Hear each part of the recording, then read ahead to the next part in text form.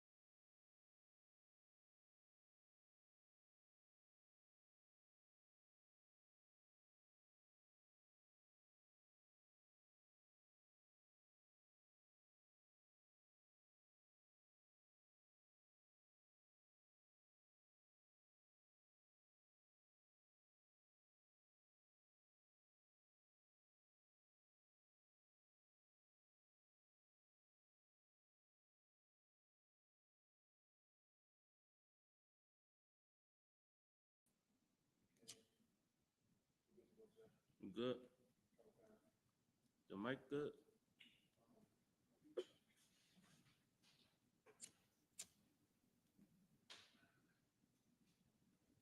This lighter rough. This lighter gonna set the whole building on fire.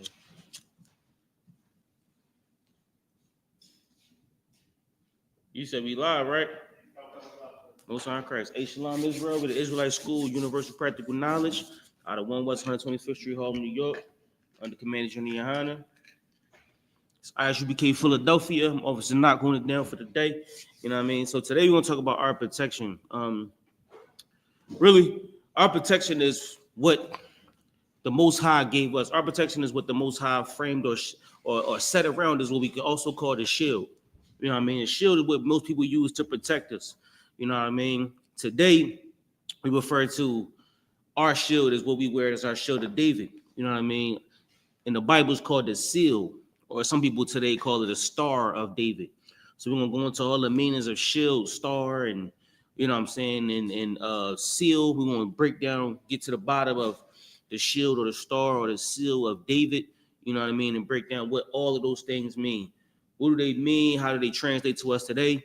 You know what I'm saying? Remember, the Most High gave us a heritage. The Most High gave us a throne. The Most High gave us a protection. And as long as we keep that, uphold that protection, it will always be protected. Uphold that throne will always be protected. You know what I'm saying? So we wear this show to David with hopes that one day Christ's going to return and sit on that throne. So we're going to start with, where you want to start at, Yediah? I mean, Abad? Yes, we can start out. The shield of God have lost our honor. The veil of God have lost our honor. The seal of Zion lost her honor. That's in the Apocrypha, right? Okay. Okay. I like that. I'm gonna get down to that. Let's start off with most people think. Give me Amos 5:26. Let's start off there real quick. Amos 5:26. All right. It's gonna be a good class.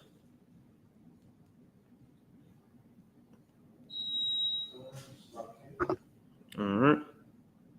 You ready? Yes, sir. This is the book of Amos. I'm just going to share it to the screen. So everybody can see it online.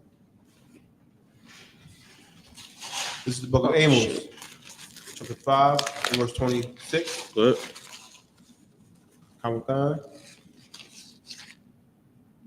Yes. But ye have borne the tabernacle of your Moloch and chewing your images. You know who Moloch and Chian is, right? Moloch and Chian is gods that we will pray to. And it's heavy because I believe Chian, I could be mistaken, but Chian was the god that you would sacrifice your children to. You know what I mean? Which is so heavy because today we literally sacrifice our children to money. We sacrifice our children to strip clubs and all kind of things. We sacrifice our children to the drug game. You sacrifice the lives of your children for this God in your pocket, right? Some people God is white. Some people God is green. Some people God is, is just anything that's out here. I mean, you serve it, right? So your God, Moloch and Chian, go ahead. Read the Moloch and Chian. Okay. Your images, the star of your God, which ye made to yourselves. So when you break it down, right, Moloch and Chian is the stars of your God, or the star of your God, right? What is a star? Okay. A star, okay, there's two definitions. You take the literal definition, is a ball of gas in the sky. Right. And the other star is like someone of renown. So for time's sake, we understand when somebody come in as, let's learn, we're going to break everything down. But we know what the star is, right? We know who the star of our God is, right? Do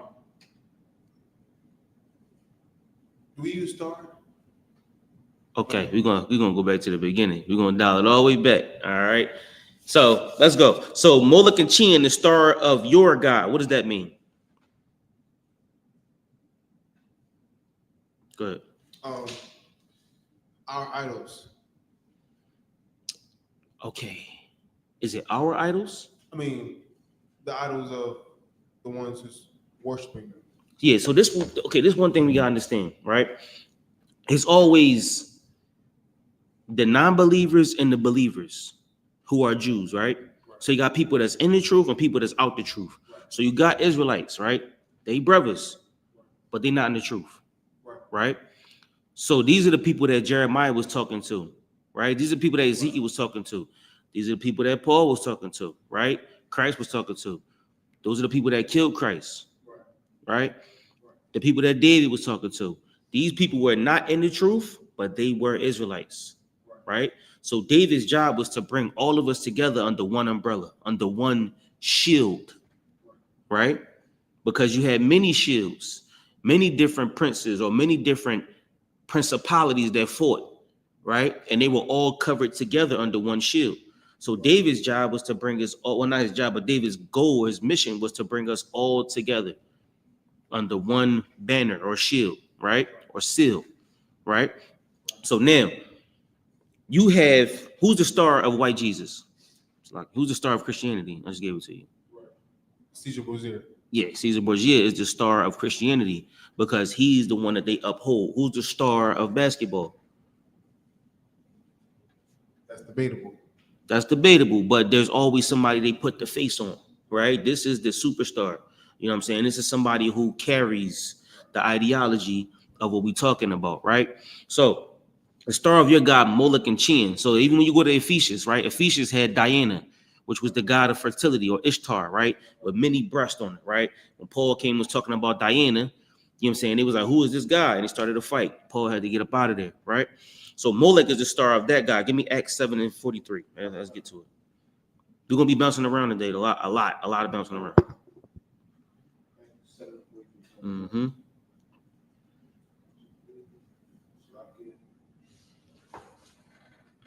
This is the book of Acts, chapter 7 and verse 43. Mm-hmm. Yea, ye took up the tabernacle of Molech Mm-hmm.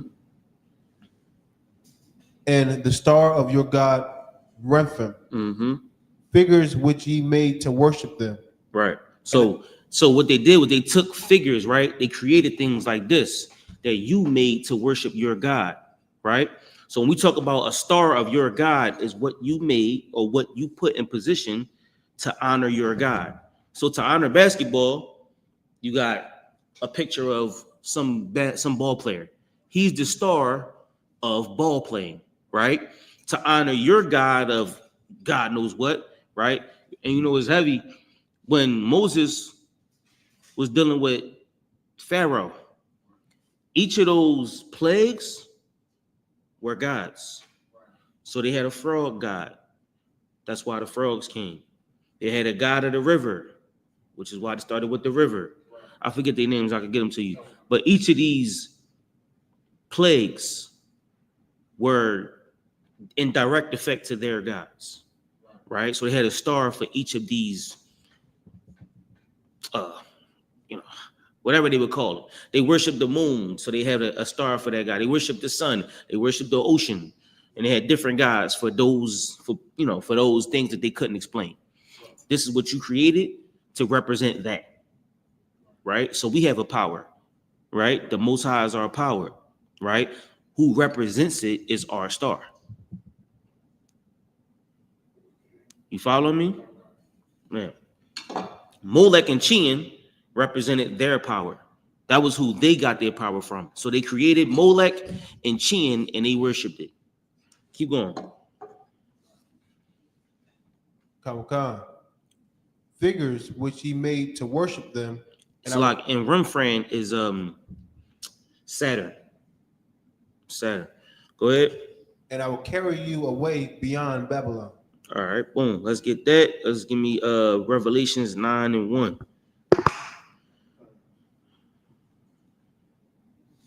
We'll get a little bit of a context here. Then we're gonna get it together. This is the book of Revelations, chapter 9 and verse 1. Mm-hmm. And the fifth angel sounded, Mm-hmm. and I saw a star fall from heaven unto the earth, and to him was given the key of the bottomless pit. Mm-hmm. Verse 2. Yeah. And he opened the bottomless pit, and there arose a smoke out of the pit, as the smoke of a great furnace. And the sun and the air were darkened by reason of the smoke of the pit. Verse 3. And there came out of the smoke locusts upon the earth, and unto them was given power. Right. So I saw a star fall from heaven unto earth, and unto him was given the key to the bottomless pit. Who is that star?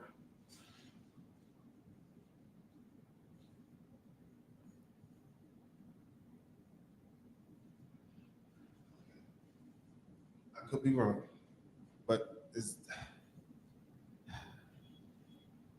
wouldn't be Christ, was it? No. Well,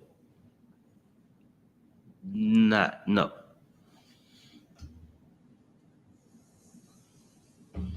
Christ is mentioned in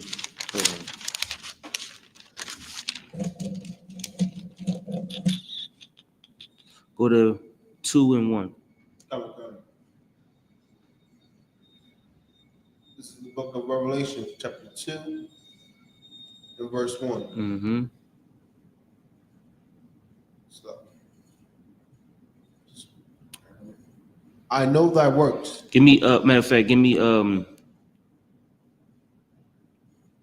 Revelations Revelation. 2 and 1. Sorry. Start at 1 and 20. Oh, come on. This is the book of Revelation, chapter 1 and verse 20. Mm-hmm. The mystery of the 7 stars which thou sawest in my right hand, Mm-hmm. in the 7 golden candlesticks. The 7 stars are the angels of the 7 churches, Mm-hmm. and the 7 candlesticks which thou sawest are the 7 churches. Mm-hmm. Next chapter. This Go is ahead. the book of Revelation, chapter 2 and verse 1. Unto the angel of the church of Ephesus, Mm-hmm. write, these things saith he that holdeth the 7 stars. Save who? These things saith he that holdeth the 7 stars in his right hand. So who is that? That's Christ. That's Christ. Keep going. Who walketh in the midst of the 7 golden candlesticks. Mm-hmm. Now, all right. So this star you read about in 9 had the key to the bottomless pit. What's the bottomless pit? Would that be hell? Yes. Torment, danger, peril. The key to the bottomless pit, right? And it said, keep going. Verse 2. Verse 2. I know thy works. No. Salaki, 9 and 2. Go back to 9 and 2. Come. This is the book of Revelation, chapter 9 and verse 2. Mm-hmm.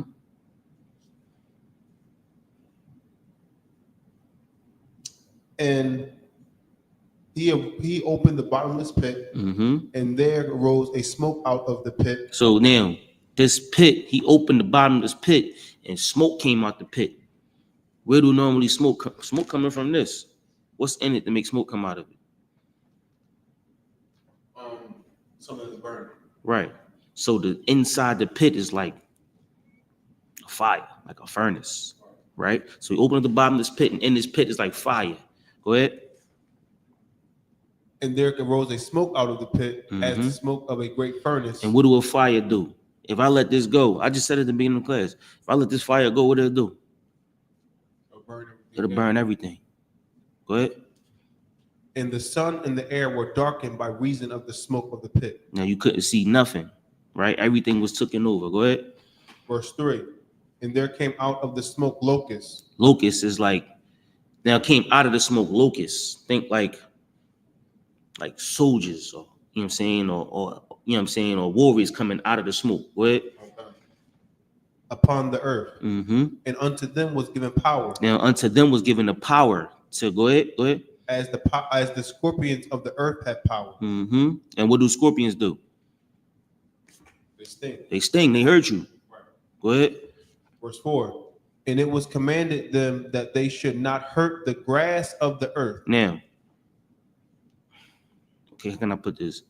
If somebody's given the power to sting or the power to hurt you, what are they given the power to do? They're given the power to Harm? Yeah, to kill or destroy. Right? Go ahead. Now it said, don't hurt the grass of the earth. Go ahead.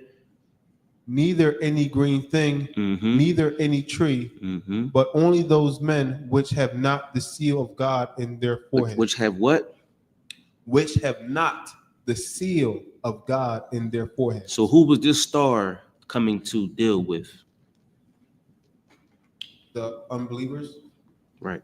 The people that's not in the truth, not in the school. Right? They don't have the seal of God in their forehead. They don't have the protection of the Most High. They're not in the nation, or they're not shielded by David in Christ. Right? Follow me? Go ahead. Verse 5. And to them it was given that they should not kill them, Mm-hmm. but that they should be tormented 5 months. 5 months, I think that's like a time period of time. 5 months, don't really count 5 months, but you know, it's a period of time. But And their torment was as the torment of a scorpion mm-hmm. when he striketh a man. And when the scorpion striketh a man, of course, you know he has in his stinger Poison. poison. What? Verse 6. And in those days shall men seek death. Shall men what? Seek death. Go ahead. And shall not find it. Mm-hmm. And shall desire to die. Now, Salaki, go ahead. And death shall flee from them. I seen a movie the other day. Who was playing in that movie? It was somebody that couldn't really act. Brandy. She was doing pretty good though. Brandy was the main star. She married into a white family. I forget what it's called, right? She married into a white family.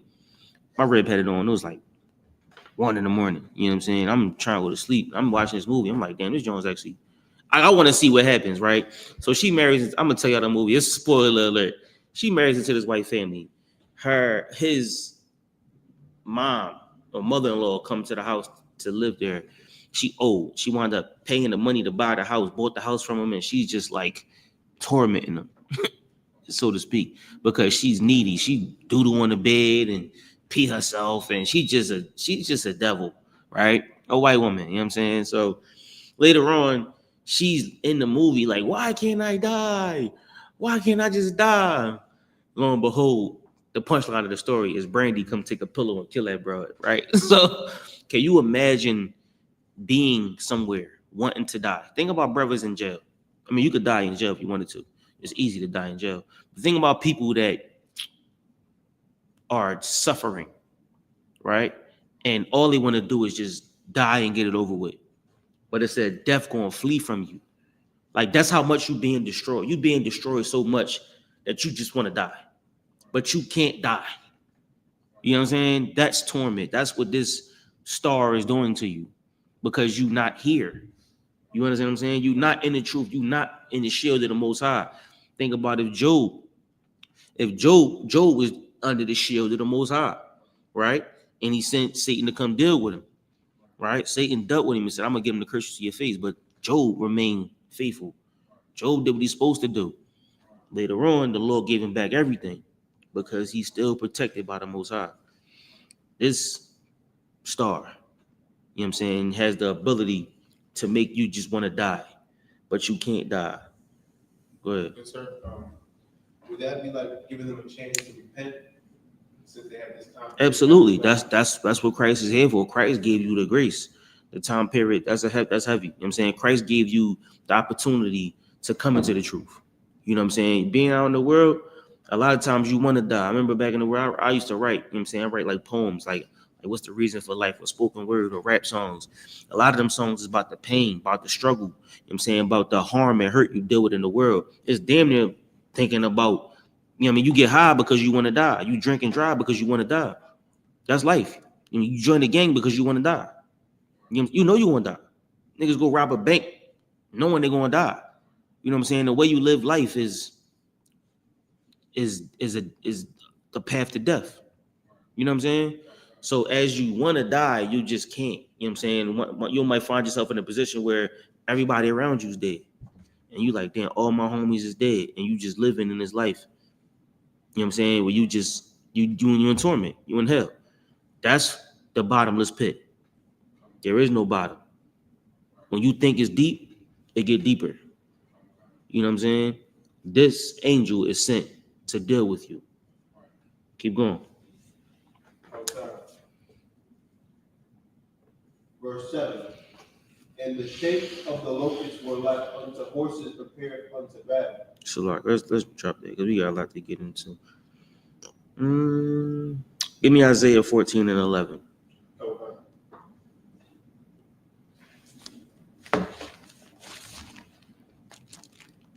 You probably won't, but if you do got questions online, just let me know.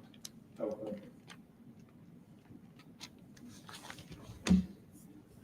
This is the book of Isaiah, chapter 14, verse 11. What? Thy pomp is brought down to the grave, Mm-hmm. and the noise of thy bowels, the worm is spread under thee, and the worms cover thee. Mm-hmm. Verse 12. So like it, go to verse 9. Okay. Verse 9. Hell from beneath is moved for thee to meet thee at thy coming. Mm-hmm. It stirred It stirreth up the dead for thee, even all the chief ones of the earth.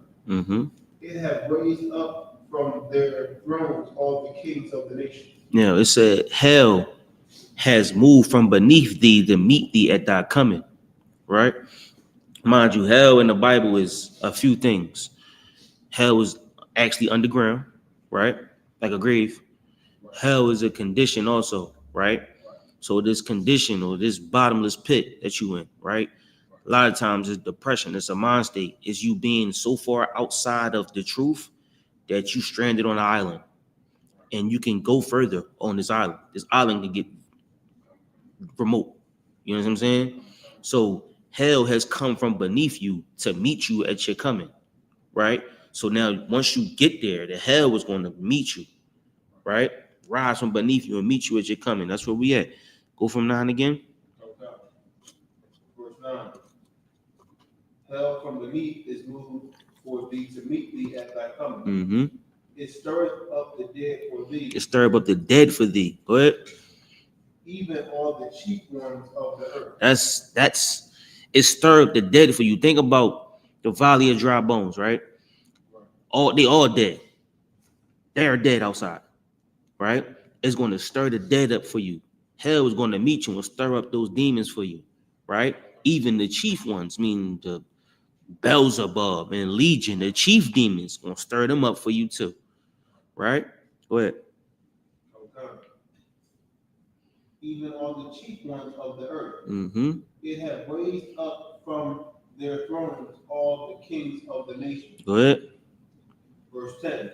And they shall speak and say unto thee, art thou also become weak as we? Art thou become like unto us? Go down to verse 12. Verse 12. How art thou fallen from heaven, O Lucifer? Now this is when heaven and hell meet. You know what I'm saying? The longer we stay in our heaven, you'll see when heaven comes down to hell, and you'll see when hell comes to heaven. Right now, we go home and we live in hell, right? But the longer we stay in this truth, the Lord may bless us with the opportunity to see heaven turn into hell. And it's going to meet us at our coming. We're going to see it, right? I'm like, damn, you're going to see how you fall from heaven, oh Lucifer, right? Go ahead. Son of the morning. Your morning bright star. You bright as the sun. You about big as the sun. It wasn't nobody bigger than you. You was the biggest star, right? Ain't wasn't no star bigger than you. Oh, Edomite, how you fall from heaven? Oh, Donald Trump, you was the biggest star. Nobody was bigger than you. Go ahead. How art thou cut down to the ground? You got cut down to the ground. Can you imagine Donald Trump homeless on the corner on 13th and JFK or 15th and JFK in front of the camp, begging for $1, drinking Listerine? Can you imagine Donald Trump digging in the trash can? What if you saw that in your lifetime? Right? Hell, heaven is going to meet us at our coming. Heaven is going to fall. Hell is going to rise, right? Our hell, we going to come up, and we ain't going to be digging in trash cans no more. But you're going to see the people that was in heaven, the people that wrote that Project 2025, the people that's running them White House drills down in Memphis and Washington, D.C. I call them drills, but we know what they call. You know what I'm saying? We can call them drills. But the people that's oppressing everybody in all these cities, one day going to come when they going to dig in the trash can in front of the camp. Keep going.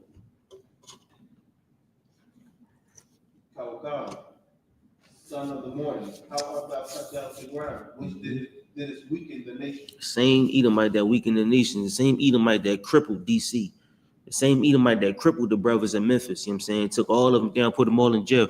You know how many brothers is in prison? Last time I checked, it was 2.5 million black men in prison. We make up 12% of the population, and 2.5 million of us are in prison, right? That's weakening the nation, because we the nation. He weakened us. You know what I'm saying? If it wasn't for heroin or drugs or civil rights or rap music or whatever the case may be, child support, you know what I'm saying, food stamps and SNAP, whatever it was to destroy us. They tried so many time and time again. And between the 80s In the 2000s, the prison industry 1,000% grew, 1,000%. And now every father, or at least let's say at least 5 fathers per neighborhood or per block is in jail or dead due to drugs, right?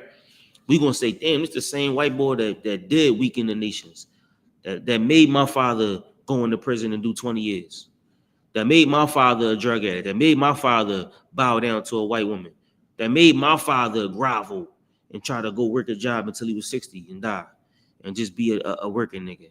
He did his weaken the nations. We can't be strong no more because our parents are weak. That's the same nigga that killed Medgar Evers. Medgar Evers? Yeah, same nigga that killed Medgar Evers. Same nigga that killed all these people that were supposed to be helping black people and cripple us. You know what I'm saying? We're gonna look at him and say, damn, it's the same nigga that weakened the nations, the same nigga that took down, you know what I'm saying, all the things that we knew to be great at one point, Black Wall Street, you know what I'm saying, all the things that black people had to stand on, he knocked the legs down from underneath it. What? Verse 13. For thou hast said in thine heart, I will ascend into heaven. You told us that you was gonna go into heaven. What? I will exalt my throne above the stars of God. Above the throne of who? I will exalt my throne above the stars of God. And that's exactly what the Edomite did. The Edomite made it to DC. The Edomite made it to the tall buildings in Philadelphia and exalted his throne above the hood of every city in America. And now you have no power. We have no power because his throne sits above us. We are beneath him. One day we're going to see our hell rise to the heaven. And we're going to see the heaven come down to our hell. Above the stars of God. So who are the stars of God?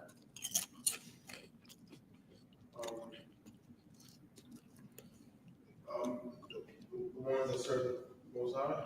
Israelite that serve the Most High. Keep going. I will sit also upon the mount of the congregation. What's a mountain in the Bible? Government. He wants to sit above the mount of the congregation. He wants to sit up on top of the government. What? In the sides of the north. Which is heavy. You know what I mean? And this time, we was in the area today known as the Levant, or today in the area known as the Fertile Crescent, or Mesopotamia, or today is just the Middle East. We was in that area. We was in Northern Africa. The north was Greece, Thessalonica, Athens, Rome, Sicily. That was the north to us, right? That was like where like Athens was like Athens, and the Ephesus was like New York City. You know what I'm saying? One of the first cities you will reach is probably Tyre. I wish it was maps in here. We could see on the maps. The first city was Tyre. Tyre was like a metropolis. You know what I'm saying? And you get to Athens when you cross the water. They was in them waters. Athens, Ephesus, Macedonia, Sicily, the little island, you know what I'm saying, or Sicilia, whatever it's called, it was an island. It was a city on both sides of the island. Rome on the other side. They was all up in the north, right? So all those people that ruled over us was in the north, right? So now he on the sides of the north. But today, those same people still rule that, but now we in North America. You know what I'm saying? So the Bible is a living prophecy because today we know it's North America. North America runs the earth. You know what I'm saying? So you sit in the sides of the north. Even when you think about it just being in the south of America, all the power is up north. You know what I'm saying? The Bible is a living prophecy. You know what I'm saying? It's just nothing can dispute this. Keep going. Verse 14. I will ascend above the heights of the cloud. Now he also did that. All right. Remember, this is Isaiah. This is 600 BC, 750 BC. He told us he was going to send above the heights of the clouds. Wilbur and Oliver, North Carolina, 1900 something, he started flying. And today, they ascended above the heights of the clouds. They talking about they're going to go to space and do all this crazy stuff. You know what I'm saying? That's their goal. You know what I'm saying? I'm looking for a word that starts with an M. But that's what they wanted to do. Right? Go ahead. I will be like the Most High. Meaning he have power over us. What? Verse 15. Yet thou shalt be brought down to hell, to the sides of the pit. Yet, Mr. White Man, you're going to be brought down to hell, to the sides of the pit. What? They that see thee shall narrowly look upon thee. They're going to squint when you look at you. Like, yo, is this Donald Trump digging in the trash? We're going to be at camp, tearing up the concrete, ripping the concrete apart at whatever city we in. And Donald Trump gonna come digging the trash can. And we gonna be like, Most High in Christ. We gonna look like, hey, bud, is that Donald Trump in the trash can? You gonna be like, yeah, there's Donald Trump in the trash can. I'm gonna be like, oh my God, Most High in Christ. We gonna get a Lord in hand. Because we gonna narrowly look and say what? Narrowly look upon thee and consider thee, say, is this the man? Is this the man? Go ahead. That made the earth to tremble? Now, mind you, we talking about Lucifer, right? Right? Who is the star or the representation of Satan on earth, right? We're going to look at Lucifer and say, is this the man? Right? And mind you, this star or the morning star is going to be above the stars of God. Follow me? The same star that had the key to the bottomless pit. Follow me? Remember, Molech and Chian was also stars of your God. So when the Bible talking about stars, it's not talking about balls of gas or this that you see on my arm. When we talk about a star today, we think a star got 5 or 6 points on it. That's not a star. All right. Give me Wisdom of Solomon 13:2.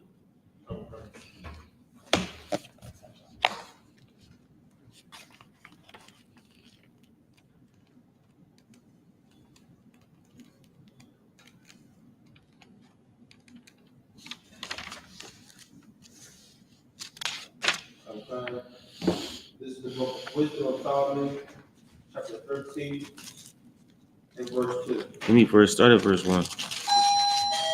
Okay.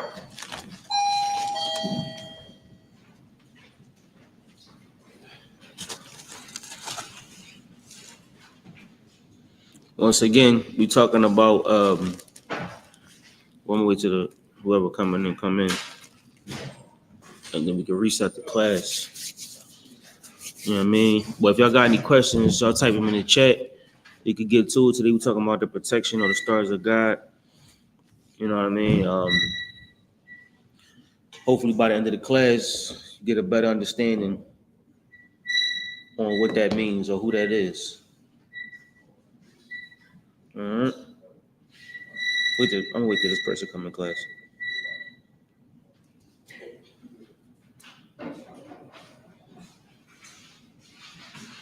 Cozy, what's up, bro? Going crazy. All right, so we talking about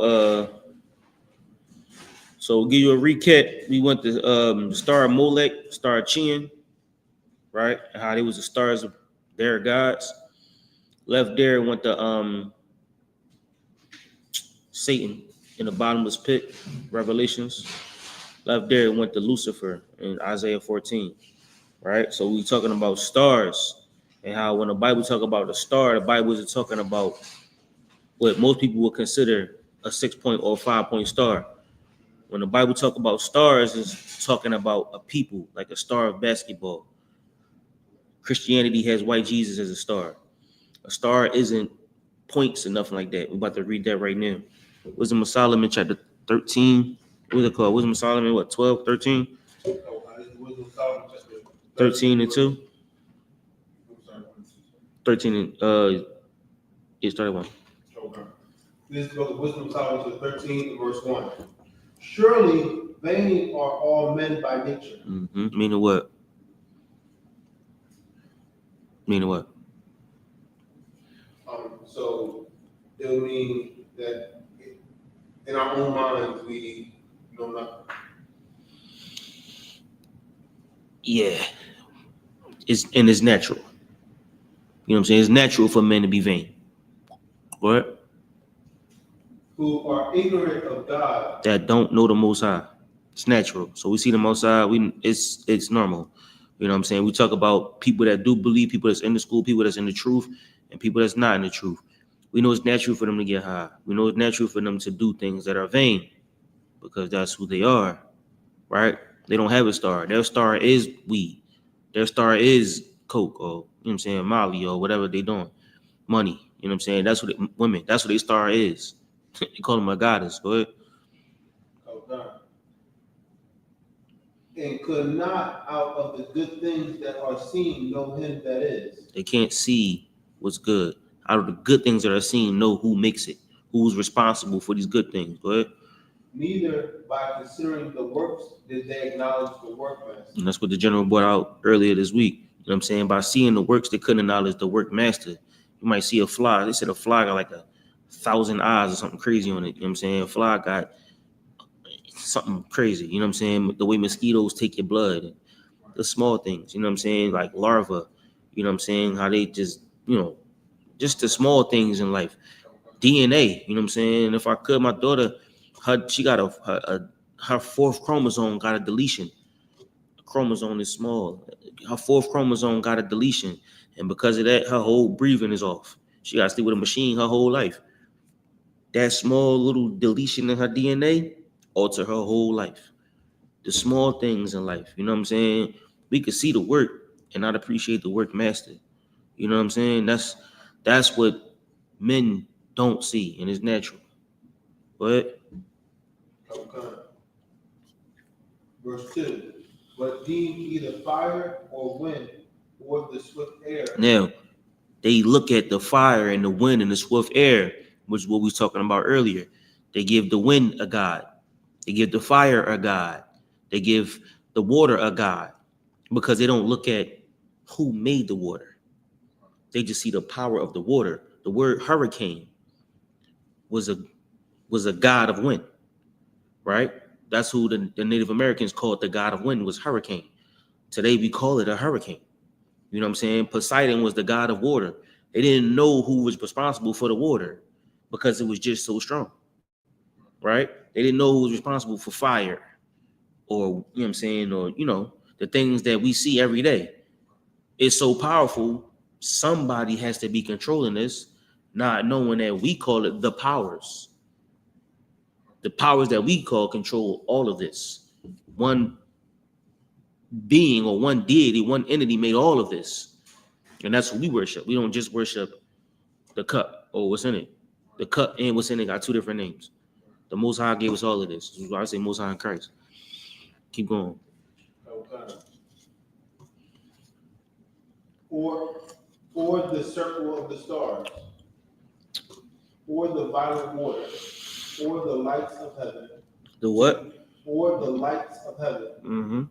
To be the gods which govern the world. The circle of the stars, Salaki. Salaki. That's physical. The physical is a circle of a star. When you look up in the sky, we just saw Lucifer, the morning star, the brightest star, the biggest star.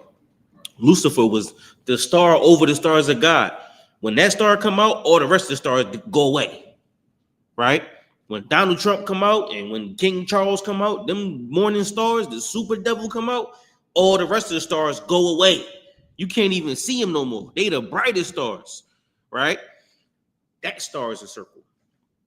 That star isn't a. So when they say, "Oh, I like your star," nah. We call it a shield because this is our protection. The more and more we build our nation, we build our protection. So we wear this shield in honor of David, in honor of Christ, and Solomon, and the men that are going to build this nation back into the kingdom of heaven. This is our protection. But a star is something different. We do have a star. We do have a star. Anything else in that? That was in verse 2, sir. Give me Numbers 24 and 17.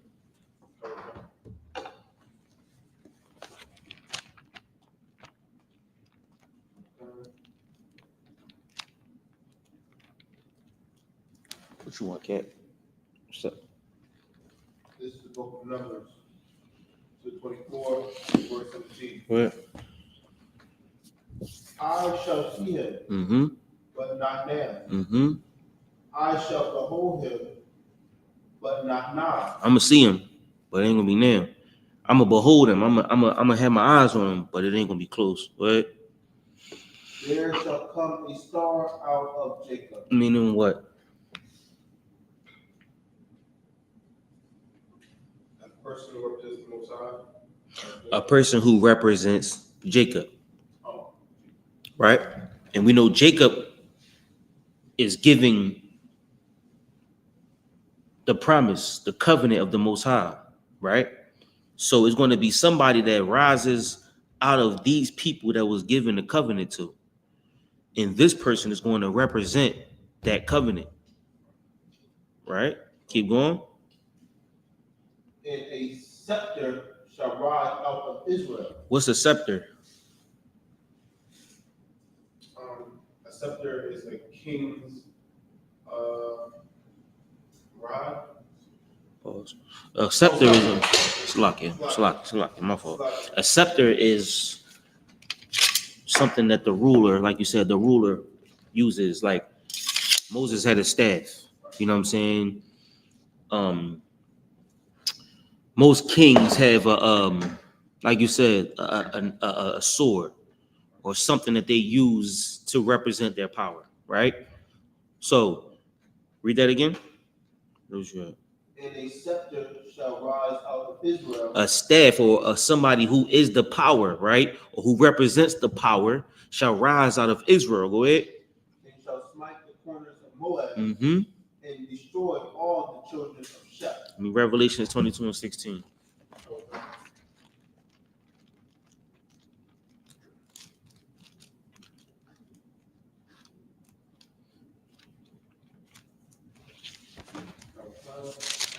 Got it.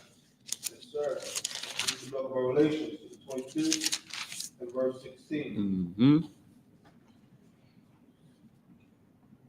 I, Jesus, have sent my angel to testify unto you these things in the churches. Mm-hmm. I am the root and offspring of David, Mm-hmm. and the bright and morning star. The bright and morning what? And the bright and morning star. So when it said a star shall rise out of Jacob, who is this star? Christ. Christ. Because he said he's going to come out of the root of David, right? The morning star. So now today, as we see, when heaven falls to meet hell, and when hell falls to meet heaven, there'll be a new morning star, right? Our star will shine brighter than all of their stars, right? It's like the Pirates of the Caribbean when they on the water and it flipped. You know what I'm saying? The ocean turned into the sky turned into the ocean. That part to me, I remember I watched that I was young and I was like, that's hard. You know what I'm saying? I always seen that and I'm like, damn, how they do? Like the boat will flip and then it turned upside down and all the water drop. You know what I'm saying? That's what it's gonna be like when our heaven meet their hell, or when their hell meet our heaven. You're gonna see our star become brighter than all their stars. The day Donald Trump picking out the trash can while we at camp is gonna be a glorious day. You know what I'm saying? You see Nancy Pelosi, I don't know who that is, but I heard her name. You know what I'm saying? You see her, you know what I'm saying, on the host stroll trying to get a couple dollars to feed her kids. You know what I'm saying? Like, that'll be a glorious day because you'll see the morning star fall. You know what I'm saying? You'll see the people that weaken the nation. You'll see the people that made our fathers and our mothers weak. You know what I'm saying? Our grandfathers and our grandmothers weak. You'll see them fall. That's a glorious day. A day when a man sees his enemy fall is a glorious day. You know what I mean? So Christ becomes that morning star. So star is not a ball of gas, right? We understand that, right? Star in the Bible is not a ball of gas. Star is not this, right? Our protection comes from the star.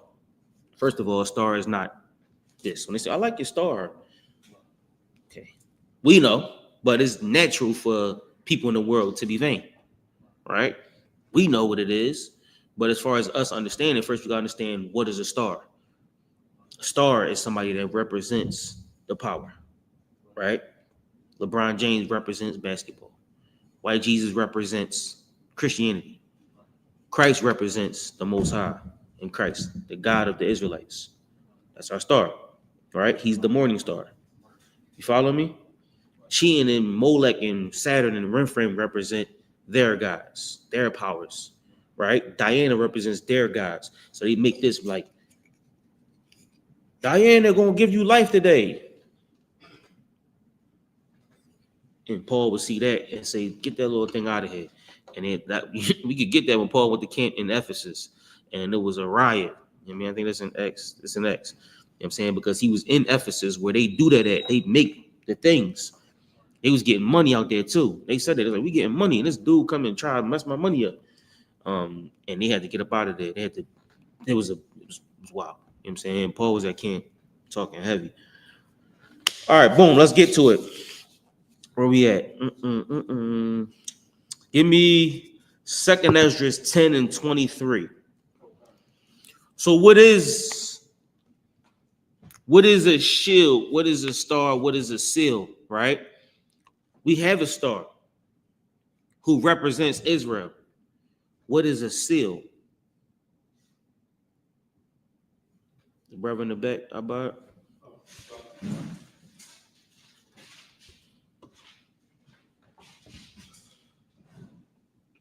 A seal would be. Eyes on. Yo, turn that mic up. They can hear you in the in the class too. A seal would be it's like a symbol representing the king. So like if you send a letter and you want to wax it closed, you put the seal of the king on it, and the only person that can break this seal is who the king says can break it. Right. So when you see this seal, it means what? It's the symbol of the king. It represents the king. Right. Right. It represents the power. So the seal is going to represent the star. Yeah, actually, yeah. The seal represents the star. The seal represents the person that's representing the power, right? So you see David's seal, you know it comes from a powerful man. You see the United States seal, it represents the power of the United States, right? When you see this seal, they represent the star, right? What I call for 2nd Ezra 10 and 23.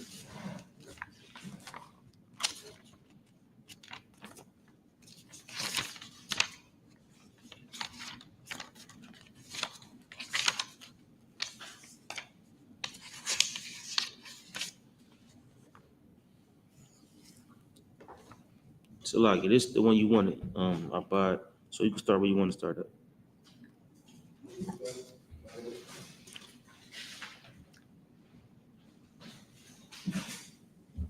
This is the book of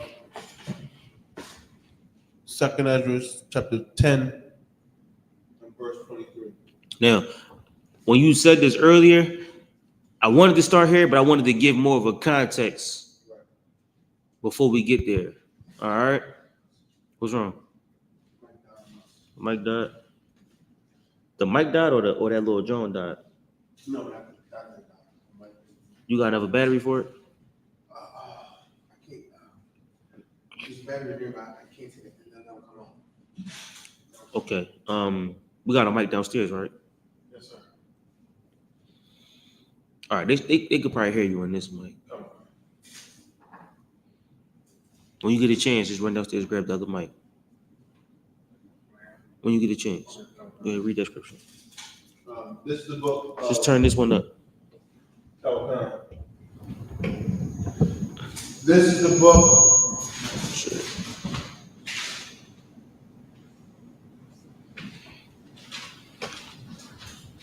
This This is the book of 2 Ezra 10 and verse 23. And which is the greatest of all? The seal of Zion have now lost her honor. Now, no, go to 21. Start at 21. Because we gotta see how bad it got. Verse This is a 21. prepaid collect call from.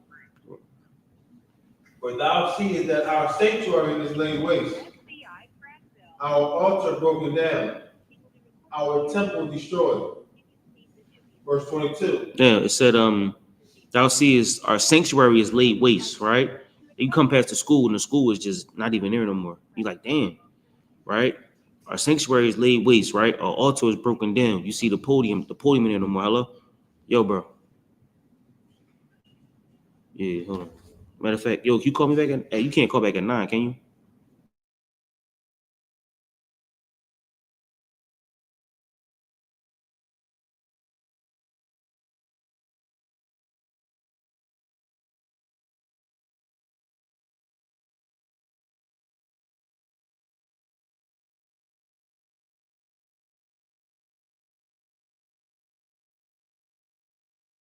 Hear what you saying?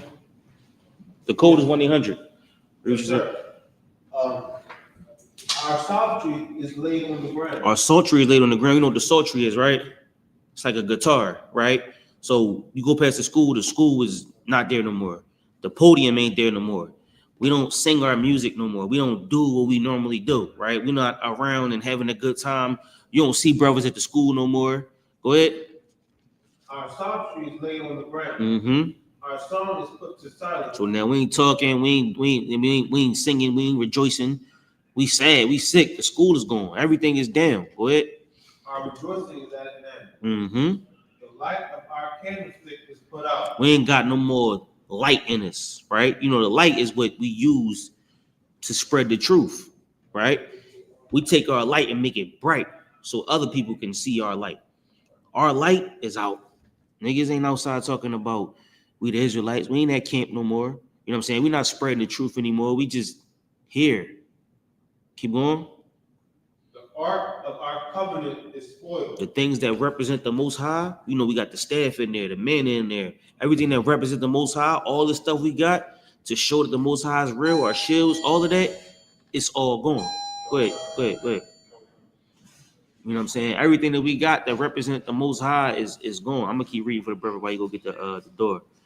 Our holy things are defiled. You know what I'm saying? Everything that we keep separate, everything that's ours, everything that we know to be in the school, you know what I'm saying? We got our scriptures. It's defiled now. You know what I'm saying? We got, the Day of Atonement. Everything that we had is just it's damn, you got it? You good? It's damn near unholy to say these things today. You know what I'm saying? Everything is defiled. Everything that makes us good. So like you could read. We in 2 Ezra 10 and 22. Mm-hmm. Start from the top. Yeah, you can start from the top. Our psaltery is laid on the ground. Mm-hmm. Our song is put to silence. Like we said, the psaltery is a guitar or something we use to play music, right? Our song we put to silence. Go ahead. Our song is put to silence. Mm-hmm. Our rejoicing is at an end. Mm-hmm. The light of our candlestick is put out. The light of our candlestick is what we use, you know what I'm saying? That's us spreading the truth. Go ahead.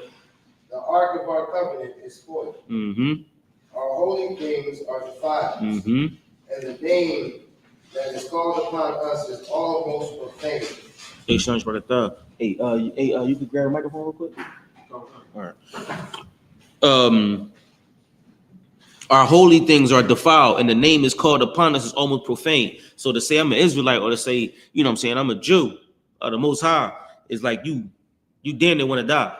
You know what I'm saying? Because when Esau hear that, they're gonna take your head off. And that's a true statement. When you read about Epaminondas, Epiphanes, and the Greek captivity, it was literally death to say you was a Jew. Go ahead. Our children are put to shame. Mm-hmm. Our priests are burnt. Mm-hmm. Our Levites are gone into captivity. Now our children are put to shame. Our children are, they out here doing what God knows what, right? Shaking their butt, shooting the block up on the stripper poles. You know what I'm saying? Our younger children are, they just bad as hell. They got no guidance, nowhere to go, right? On top of that, the priests are burnt. You know, in Philly, we say you burnt out. You know what I'm saying? So when somebody's burnt, that means they have no substance. You know what I'm saying? But everything that made them good is gone. You know what I'm saying? Everything that you would consider the great part about them no longer exists. But Our virgins are defiled. you said Levites. What are Levites? Our Levites are gone into captivity. You know what the Levites' job is, right? The Levites are the priests. So the Levites are the men that read the Bible. That's the Sabbath service. You know what I'm saying? They talk to you about what the scriptures are. Our priests are going into captivity. Nobody's teaching us the Bible. Right? Go ahead. Our virgins are defiled. Mm-hmm. Our wives ravished. Our young women, or the women that we would normally try to seek, you know, they no good no more. Right? And the women that we had, they been destroyed. Right? Go ahead. Our righteous men carried away. And this is even our time today, because you know social media is responsible for most of this. You know what I'm saying? Social media is responsible for our priests being burnt out, or the men that we know that could be priests and prophets of the Lord, they burnt out. You know what I'm saying? And the young women that we know to be virgins, or we know to be young women, are now looking for attention, right? Our wives are ravished, or our wives, you know what I'm saying? They looking for the attention as well. They caught up in the beast as well. But Our little ones destroyed. mm-hmm. Our young men are brought in bondage, and our strong men are become weak. But And which is the greatest? And which is the greatest of all? mm-hmm. The seal of Zion have now lost her honor. Meaning what? I bought.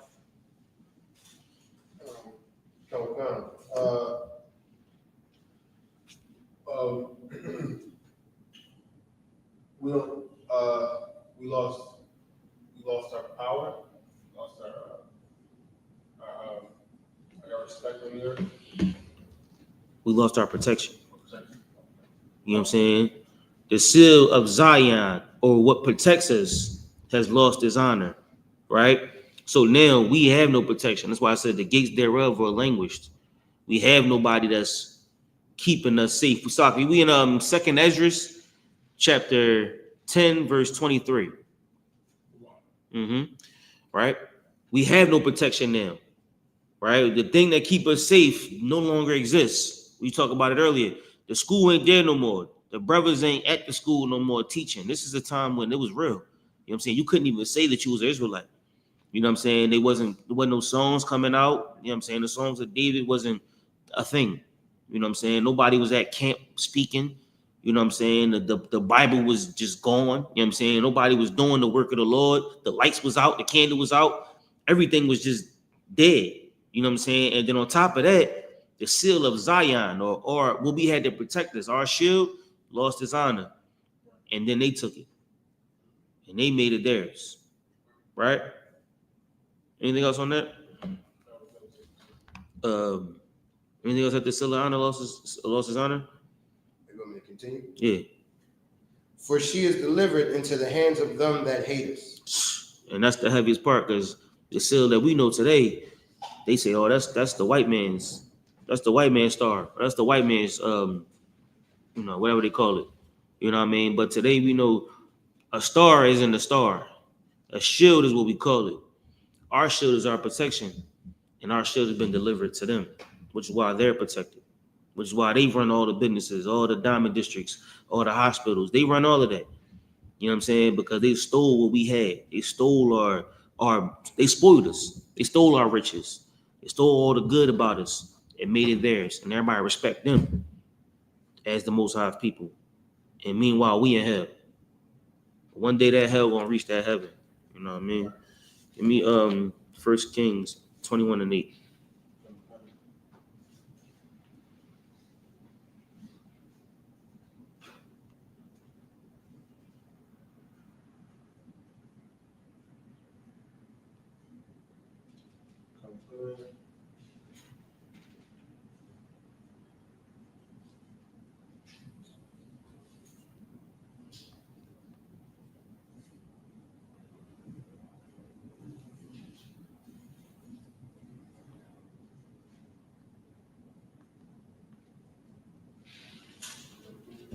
You got it?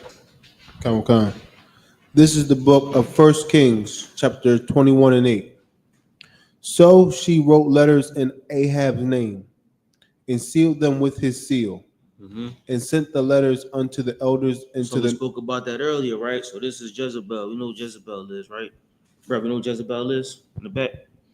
Yeah, it's the wife of the king. Right, Ahab, right? She was a heathen, you know what I'm saying? And she was a demon, you know what I'm saying? Jezebel hated the truth.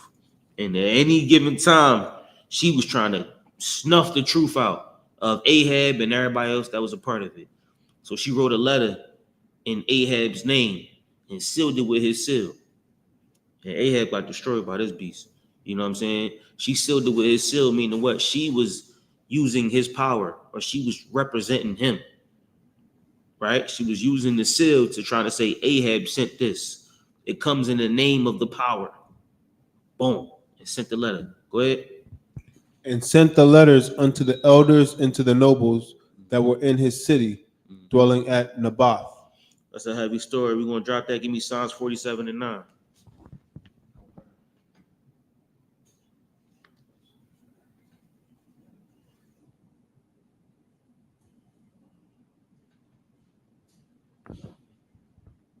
This is the book of Psalms, chapter 47 and verse 9. Come on. The princes of the people are gathered together. The princes of the people are gathered together. Go ahead. Even the people of the God of Abraham. Now, even the people of the God of Abraham, which is us. Go ahead. For the shields of the earth belong unto God. Now, all the people are gathered together, right? Even with us. All the shields, all the powers, everything that protect everybody belong to the Most High. All of it. Your shield is your protection. The Most High is our shield. The Most High is our protection. And as long as we pray that the Most High kingdom come down on earth as it is in heaven, we'll have that protection, right?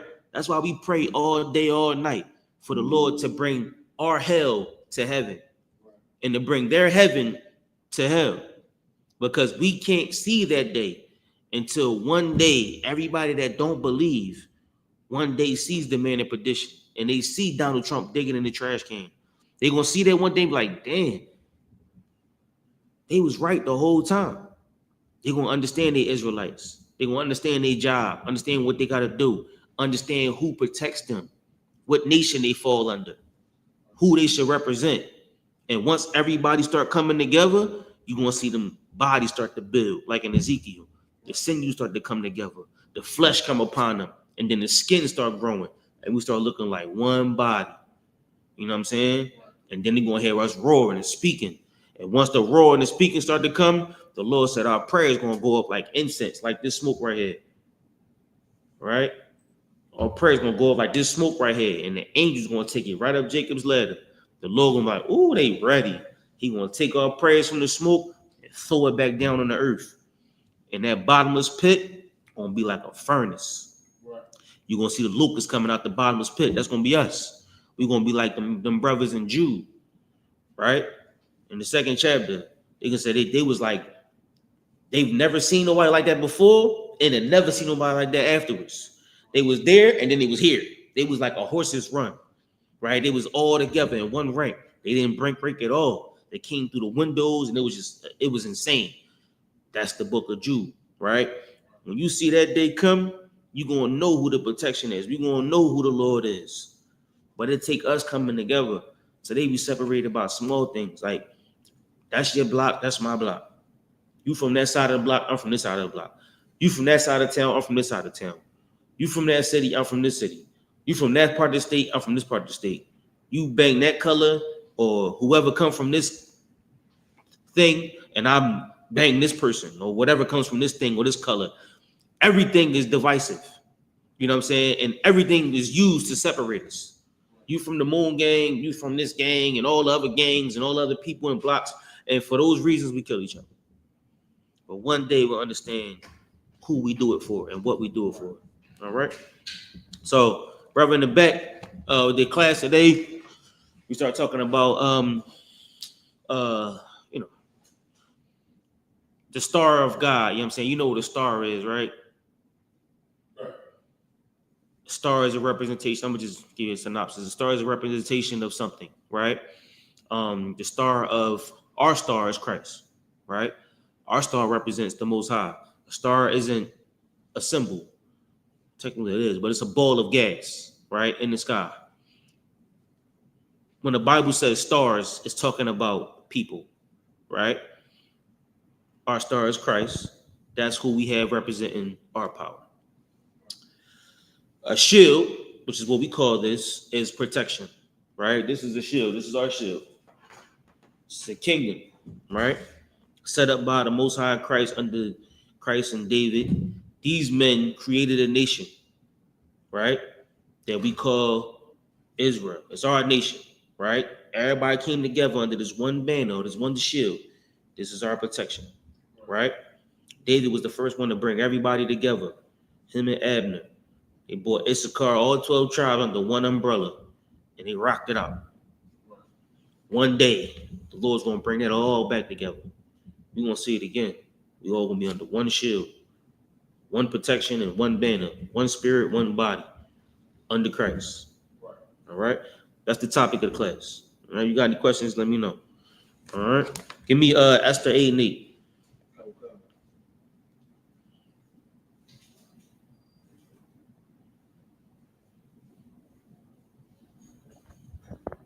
This is the book of Esther, chapter 8 and verse 8. So let me get that with you. What? Kawkan. Write ye also for the Jews as it liketh you, in the king's name, and seal it with the king's ring.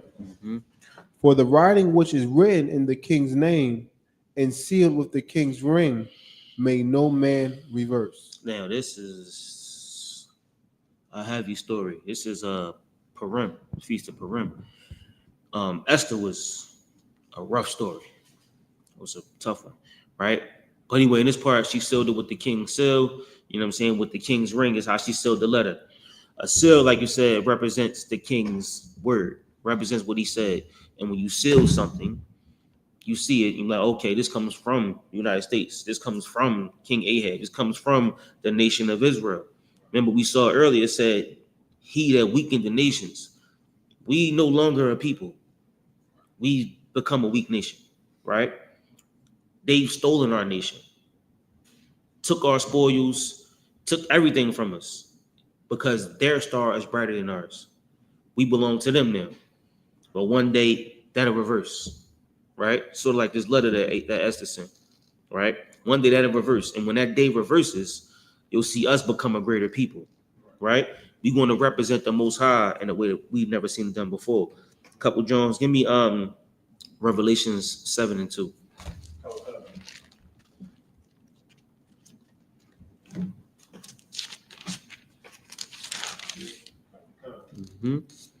This is the book of Revelation, chapter 7 and verse 2. Slug. And I saw another angel ascending from the east, having the seal of the living God. Salaki, say that again. And I saw another angel ascending from the east, having the seal of the living God. Meaning what? So the brother spoke earlier about a seal. So what's the seal of the living God? Cozy. It's the symbol for like a shield of David. It's a shield because this is the seal of Israel, right? So the seal that he used to send his letter was the seal of Israel, right? So the last seal that we had was the seal of David, right? This was the seal of the children of the covenant, right? The throne that Christ sat on. That seal is the seal of the living God. So when you see this seal, this is the seal that represents the star of the living God. Y'all following me? Okay. Brother in the back, you got me? Not 100% on that. Not 100%. What's your questions? All right. This seal, this star, right? That's what it looks like, a star? That's what it looks like. Okay. That's not the star of Molech? That was the first scripture we pulled. You know who Molech is? What was the god of Ammon or something? It was, actually. When you look up Molech and Chian, right? Right. That was the god that they sacrificed their children to. Literally, the god or the statue had his arms out like this, and they would get their children to this thing, right? Now, it said, your god Molech and your god Chian. Chian is today known as Saturn or Remphank, right? These are the guys that they prayed to. That was the star of their power. The word God in Hebrew means power, right? You follow me? So, Chian and Molech represented their power. So when they needed something, they prayed to Molech and Chian, and they would sacrifice their kids to this God, right? There was always men that didn't believe, and there was always men that knew they was in the truth. They didn't think that this was the Bible of the living God, or these were the men of the living God. So these brothers in the truth was talking to these brothers that was not in the truth. Or these brothers in the school was talking to these brothers that was not in the school. You got a God. You sacrifice your children to this God. We learn about our God on 41A Garrett Road. You're gonna kill your child, and nothing's going to happen when you worship that God. But we're going to come here and we're going to see crackheads turn into priests and prophets of the Lord. You're going to see drug dealers, kingpins become priests and prophets of the Lord. And I don't know if you know, but it's harder to stop selling drugs than it is to stop doing drugs.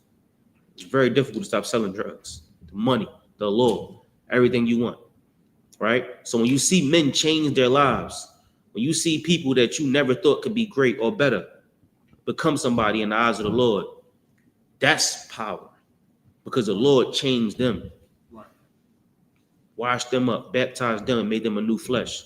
So people in the world would worship Chian and Molech, right? Saturn and whatever you call them gods. Diana, Ishtar, weed, money, drugs, cocaine, music, everything that's out there is what they worship. But we got a different power. Our power has a star that represents it. That's Christ. Follow me? Somewhat, yes. The Bible refers to stars as men or people.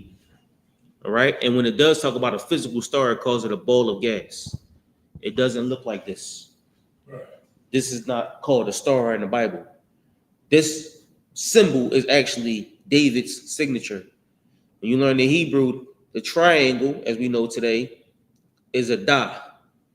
David's signature was Dawadah. So he took this and turned it upside down. That was how he signed letters. That was his seal. Sort of like your signature is your signature. It probably looked like a big letter and a bunch of squiggles. That's your signature. That's how you sign a letter. And if they sent that, they'd be like, okay, this represents this nation. When they saw this riding in the town, they knew it was the Lord's men. They knew it was David's men. And they represent the Most High. That's the nation of Israel. This is our seal. Our seal represents our star, which was David then and Christ now, because Christ is on the throne of David. You follow me? All right. Did that answer your question? Yes. Most High Christ. All right. So the seal of the living God. So when you see this seal today, this seal represents Christ and the Most High and the school and everything about the living God. So when you see this seal today, this is the seal of the living God, because nowhere else does the Most High reside on earth. You can't go to church and find the Most High. You can't go to the Muslim mosque and find the Most High. You can't go on some random corner on the street and find the Most High. He doesn't live anywhere but here. We've all looked, and we've all found our way into this classroom. I'm sure you've looked far and wide, and you found yourself here. This is the seal of the Most High, because there is no end to the knowledge. The Bible lives and breathes and gives you the living God. You follow me? Yes. No sign of Christ. Abide. Where we at? Matter of fact, give me Numbers 2 and 2. This is the book of Numbers. But we hit a couple scriptures before you came in. So from the beginning, if you go back home and watch it from the beginning, you'll get more of a context of what we're talking about today. All right, what's your name, brother? Gabar. Gabar? Yes. No sign of Christ. Numbers 2 and 2. Come on. This is the book of Numbers, chapter 2 and verse 2. Every man of the children of Israel shall pitch by his own standard, with the ensign of their father's house. With the ensign of their father's house. The ensign is like the word insignia or signal or sign of their father's house. We know Issachar is a donkey. You know what I'm saying? Everybody has a sign of their father's house, right? But all of Israel has one sign. Today, our sign is this. This is the sign of our father's house. So when we pitch a tent, or when we ride to a city, we wear this sign, this shield. It's a sign of our father's house, our family, what we use as a shield or our protection to represent us, right? Every man of Israel, all the children of Israel, use the ensign or the seal of their father's house. Go ahead. Far off about the tabernacle of the congregation shall they pitch. Sign meaning signet. All right. So that's what represents us. Give me Jeremiah 22 and 24. Go ahead. So for this time, right? Mm-hmm. This is when you're in the wilderness. And for this time, wouldn't it be the seal of whichever tribe you were? Right. Right. So if you have the lion, you have the dove, you have the snake, so we may obviously be amongst each other. Because I don't think we were like sectioned off, like this one over here, this one over here. It's like, oh, I'm right here next to this. Believe it or not, we were. We were the children of Benjamin over there. I was the tribe of Benjamin over there. We was because that's what we know. You know what I'm saying? And then when we get into the book of Joshua, Joshua put us all in our own land. You know what I'm saying? Like Benjamin is over there. You know what I'm saying? Judah is over here. Half of Manasseh over here. Half of Manasseh over here. Gad is over there. Reuben is over there. He put us all in our own land. And then when we get to our own land, we let the heathens come in. And when the heathens came in, they took us over. Right? Which is one of the curses. Then David had to come and bring us all back together. Right? And then Solomon did what? He let the heathens destroy us. You know what I'm saying? And his sons ripped us in half. You know what I'm saying? So what you see is we was all separated, but David was the first one to unify the tribes of Israel, bring us all into one umbrella, which is why David is so powerful. So, and David, you know, he said, my hands is bloody. I can't even do this work. You know what I'm saying? Jeremiah said the same thing. Like, I'm young and I'm just a boy. You know what I'm saying? I'm small. Moses said, I can't talk. I can't even speak. You know what I'm saying? And he said, Aaron gonna talk for you. The Lord took all the excuses away. You know what I'm saying? The men that were the strongest were the men that were the weakest. Here. You know what I'm saying? The Lord gave them the opportunity to show his power through them. You follow me? So yeah, it was all separate off. You know what I'm saying? Issachar had their tribe, Judah had their tribe, Zebulun had their tribe, Simeon had their tribe, and we always like that, right? Levi was Levi, which is why the Levites came against Moses. All right. Did that answer your question? What was on Christ? What you got about That was the end of the Jeremiah 22 and 24?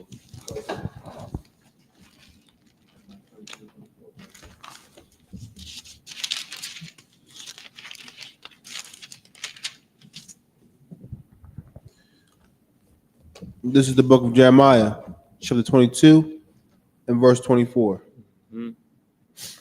As I live, saith the Lord, though Caniah, the son Of Joachim or Jehoiakim. of Jehoiakim, Mm-hmm.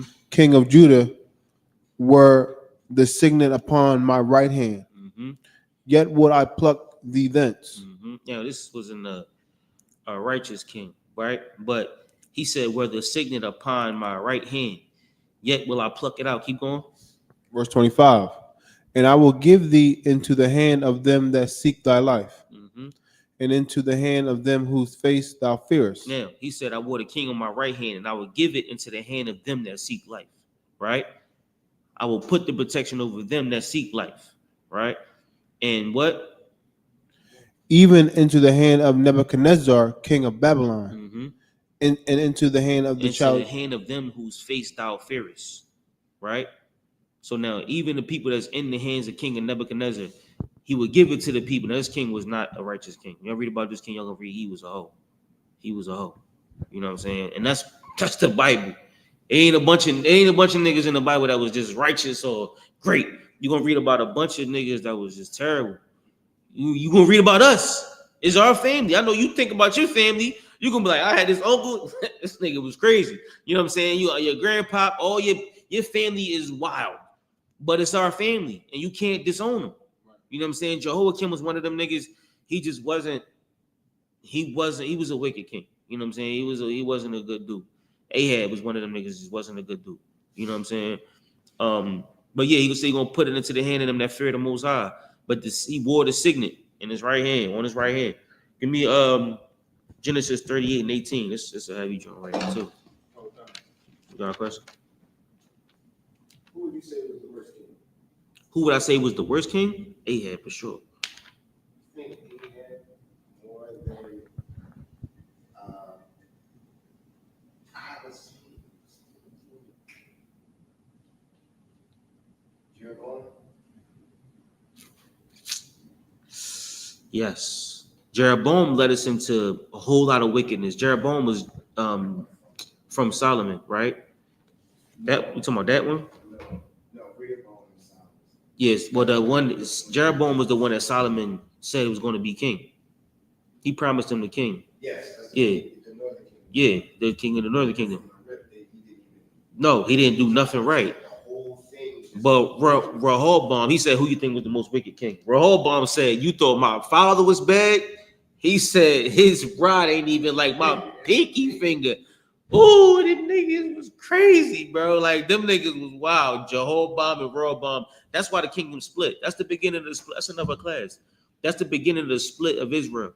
And since then, we've never been to our, you know what I'm saying? They went their way, we went our way. They went to Assyrian captivity. They left Assyrian captivity, came over here like around about 300 BC. And he been around 300 BC. You get Ephraim, Issachar, and all of that, Taino, all them Aramaic and all that. That city, Mexico City, the Toltecs and the Olmecs and all of that. You know what I'm saying? We've never been the same since then.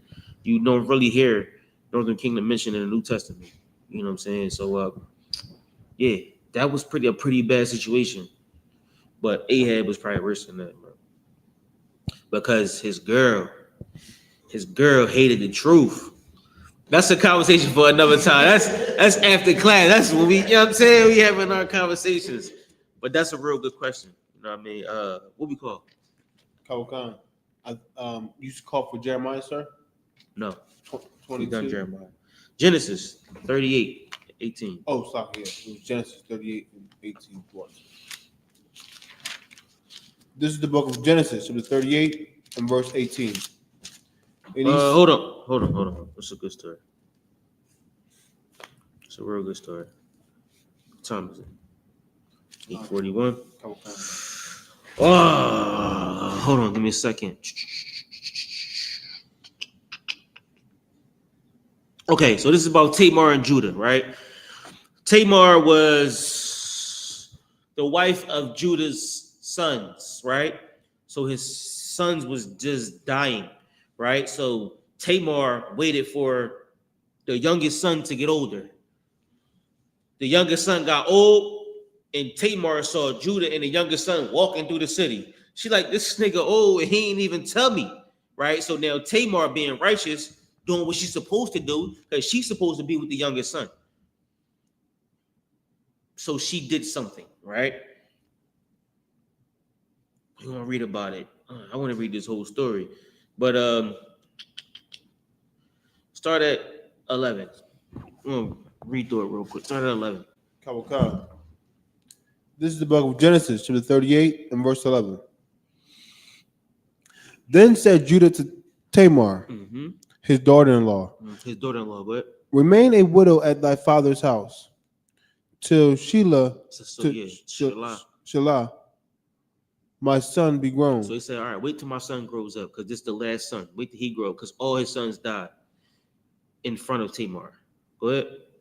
For he said, lest peradventure he die also, Because I don't want him to die also. Go ahead. as his brethren did. As all his brothers did. Go ahead. And Tamar went and dwelt in her father's So house. she went back home to her father's house and waited for Shelah to grow old. So boom, boom, boom, boom.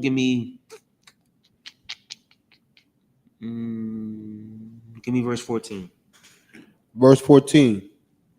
And she put her widow's garments off from her and covered her with a veil. So now she put off the widow's garment. She in the midst of the street. She see him walking down 60th Street. She's like, oh damn, look, that's Shelah and Judah, right? She on 60th Street. And so she take off her widow's garment so she don't look like a widow, which she had on for many years, and she put on a covering, right? So they don't know who she is. Go ahead. And wrapped herself and sat in an open place, which is by the way to Timnath. So this is on the way. It's like a main road, a main street. She sat on this street knowing that he would pass this way. Go ahead. For she saw that Shelah was grown. So Judah didn't keep his promise. Remember, Judah was another hoe. Judah was another hoe. You know what I'm saying? Judah had it. He was one of them. We got some ancestors, man. Just know that. We got some wild, crazy ancestors. Lord be with us. You know what I'm saying? So Judah was another one of these brothers. So he said, yeah, my son gonna get old. Wait for him. He old. He just forgot about Tamar. But Tamar didn't forget about him.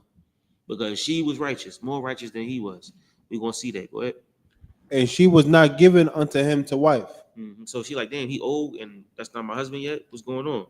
Go ahead. Oh, sorry. Verse 15. When Judah saw her, he thought her to be an harlot. So he like, oh, damn, it's a hoe right here. About to get me Salaki. Go ahead. Because she had covered her face. Verse 16. And he turned in unto her by the way and said, go to, I pray thee, let me come in unto thee. Let me do what? Let me come in unto thee. He said, oh, this is a harlot. Let me get some box. That's what he said. Go ahead. For he knew not that she was his daughter-in-law. Jesus Christ. Go ahead. And she said, what wilt thou give me? So she said, you got to give me something. What you going to give me? Which is normally, if you know, a form of payment. Go ahead. That thou mayest come in unto me. How you going to pay me to have sex? Go ahead. And he said, I will send thee a kid from the flock. I'm going to give you a goat, a baby goat. Go ahead. So locked there. Cozy, you, come on, man. He said, I'm going to give you a goat. I'm going to give you a baby goat. I'm going to give you the best goat that I got. Go ahead. And she said, will thou give me a pledge till thou send it? Yeah. You say, okay, you're going to give me a goat, right? Well, give me like an IOU until you get this goat for me. Go ahead. And he said, what pledge shall I give thee? And she said, thy signet. Thy what? Thy signet. Thy what? Thy signet. Go ahead. And thy bracelet. So thy signet is your jewelry. Give me your signet. Give me your shield. Give me that. Why? Because it's important to you. Give me your signet and your bracelet. I want your shield. Because everybody know that this is Judah's shield. It's yours. Represents you, right? Give me that. And give me your bracelets. Go ahead. And thy staff that is in thine hand. Give me your staff too. Your scepter. Go ahead. And he gave it her. Damn. He said, no sweat. What you want? Here you go. You need this? What you want? You need this? Got it. What else you need? You want my bracelets? No sweat. You have it all. He gave it all to her, right? He's like, take it. You know what I'm saying? He gave it all to her. Go ahead. and came in unto her, And did what? and came in unto her, Woo. It's a rough one. What? and she conceived by him. Mm-hmm. Now, this is one of them stories. You know, we always get into story. I like to read the stories. You know what I'm saying? I like to read stories like this.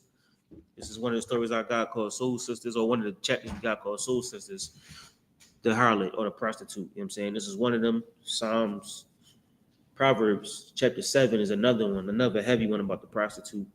But these type of stories are heavy. I like these stories. So Judah gave his signet, gave his staff, gave everything to her, his shield and all of that. He said, "It's yours." He came into her, and they was like, "Yo, you saw?" He came back like, "Yeah, I'm trying to get this kid to the harlot."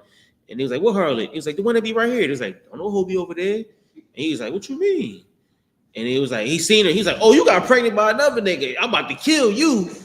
You about to get put to death. I told you to wait." She's like, "It's your baby." He's like, "No, it ain't." She was like, "Ain't this yours? Ain't this yours? This is yours.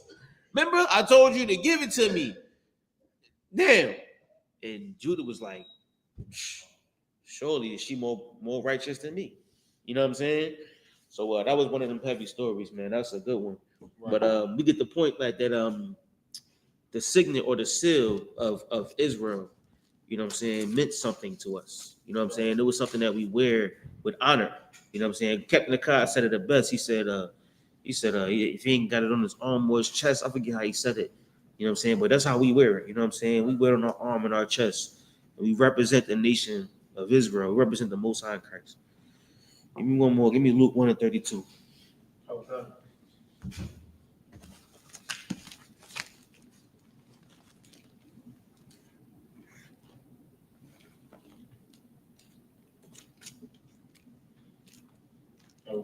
This book of Luke, chapter 1 and verse 32. Right. He shall be great, and he shall be called the Son of the Highest. Mm-hmm. The Son of the Highest. What? And the Lord God shall give unto him the throne of his father David. Yeah. When you see the shield of David, just know that, yes, it represents David.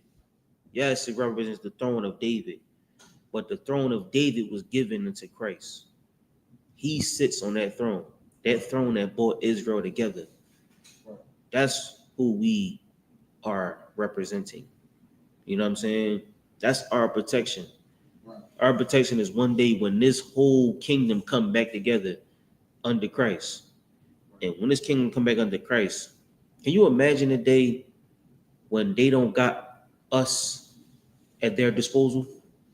Because they know that, you know, the niggas gonna take care of it. They know that, oh yeah, this basketball, we're gonna get entertainment. The niggas gonna take care of the entertainment. Like Kobe Bryant, all he did his whole life was put a ball in a basket. They paid that nigga millions. Why? Because your attention was on him. And they knew as long as you pay Kobe Bryant attention, you won't pay attention to what's important.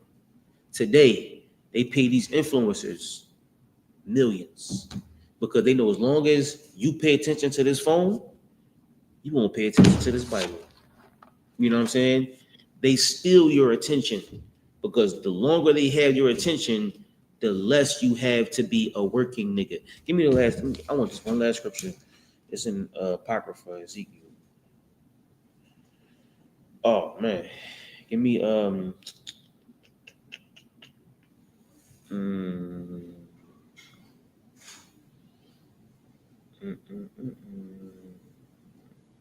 Ecclesiasticus 38:24.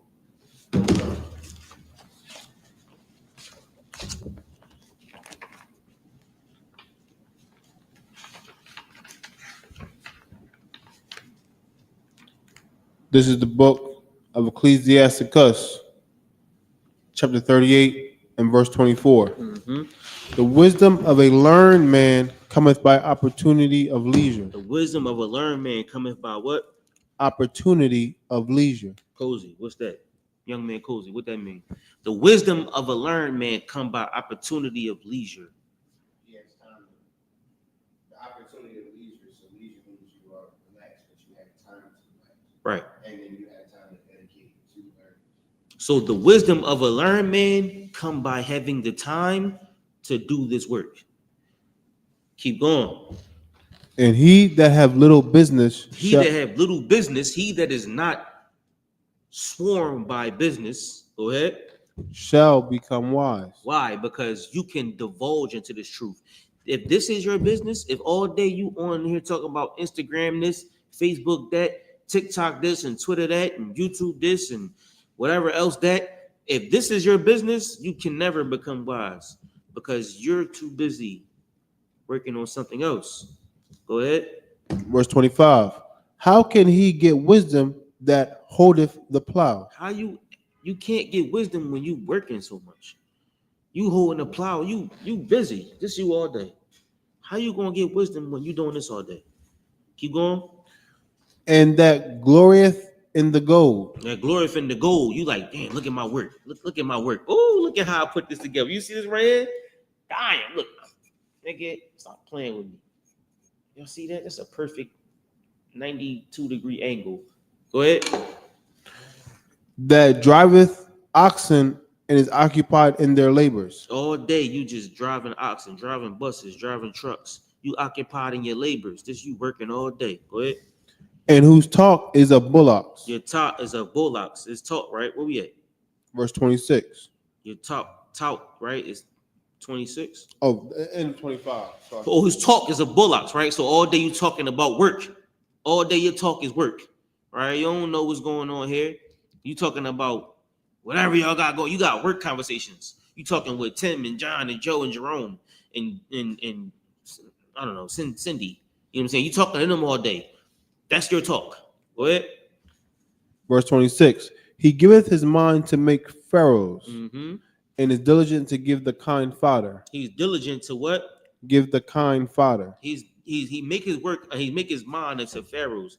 All day he thinking about what's going on at work. How can he build this better? How can he do this? You know what I'm saying? This is his mind all day long. Keep going. Verse 27. So every carpenter and workmaster that laboreth night and day, All day long. Go ahead. and they that cut and grave seals, and are diligent to make great variety, and give themselves to counterfeit imagery. They that cut engraved images and give themselves to make counterfeit imagery. You trying to make money all day, right? That's what you want to do? This got Caesar's face on it. It's got Caesar's face on it. Or you just make deposits. That's just digital money. All day making counterfeit imagery. You know what I'm saying? It got some white man face on it, and it's just an image of what money is because it don't mean nothing. It don't represent nothing. $1 is worth what you make it worth. Because you're gonna go to UK and find out your dollar ain't worth the same. You're gonna go to Canada and find out your dollar worth 80 cents. It ain't even worth $1 in Canada. You might, this costs $1. You're like, huh? You're like, nigga, you still need 20 cents. Because it ain't worth the same in Canada. You know what I mean? That's counterfeit imagery. That's nothingness. Go ahead. And watch to finish a work. You're gonna watch it. You're gonna watch your work get done. You're like, man, look at this. Look at my what we do at work. Look at my Pepsi can. You know what I'm saying? Look at my can of Pepsi. Look how I deliver that Pepsi. What? Verse 28. The smith also sitting by the anvil and considering the iron work. He looking at his iron work all day long. Go ahead. The vapor of the fire wasteth his flesh. The vape. This nigga getting burned by the heat all day long looking at this damn anvil. He getting cooked. This nigga look like Freddy Krueger. But his anvil look good. Go ahead. And he fighteth with the heat of the furnace. The Remember we talked about the furnace earlier. He's in hell. And he don't even know it. The bottomless pit is open for him. And he don't even know it. Go ahead. The noise of the hammer and the anvil is ever in his ears. All day long. All he hears is bing, bing, bing. Lunchtime. Time to get back to work. Bing, bing. That's all he hear all day long. Go ahead. And his eyes look still upon the pattern of the thing that he maketh. He just making sure that it look just like the last one. All right, make sure this iron look like the last one. Make sure this bus route get driven like the last one. Make sure this, I do air conditioning. Make sure this little AC look like the last AC. You gotta make it look just like it's supposed to look. Go ahead. He setteth his mind to finish his work.